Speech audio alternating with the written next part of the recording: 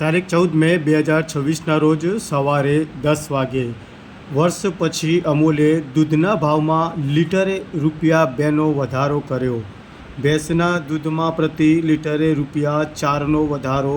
Petrol ડીઝલના ભાવ વધતા પહેલાં જ મોંઘવારીનો ડામ।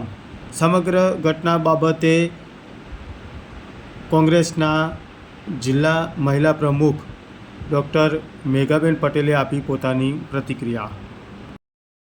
पहली तो बात यह है कि जनता के पर बोझ बढ़ता जा रहा है। आप हर दिन देखते हो कि कितनी महंगाई बढ़ती जा रही है। और अभी बात आ रही है दूध। दूध एक ऐसी जरूरियात है जो आम जनता की जरूरियात है, और दूध के भाव में हर बार यह सरकार ने खेल खेला है।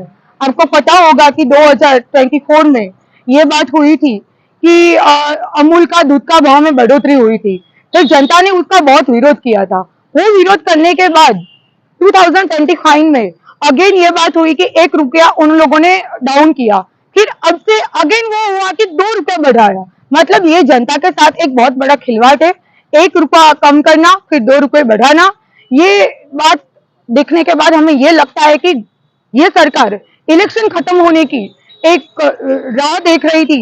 जनता को कम कैसे हम बना ले, क्योंकि जब तक इलेक्शन चल रहा था तब ये महंगाई का बोझा कहीं ना कहीं अटक गया था। बस जैसे ही इलेक्शन खत्म हुआ, जैसे ही रिजल्ट आ गया, तब से सरकार ने जनता को बोझ बनना शुरू कर दिया है। तो मैं सरकार से एक विनती कर रही हूँ कि ये जो आप लोग ये जो महंगाई का बोझा में आप लोग जो दूध का भाव जो आप बढ़ा रहे हो, उसके लिए आपको आम जनता के बारे में कुछ सोचना चाहिए। और अगर ये बढ़ोतरी जो हो रही है वो कम नहीं होगी तो हम लोग आंदोलन करेंगे और जनता के लिए आवाज उठाएंगे।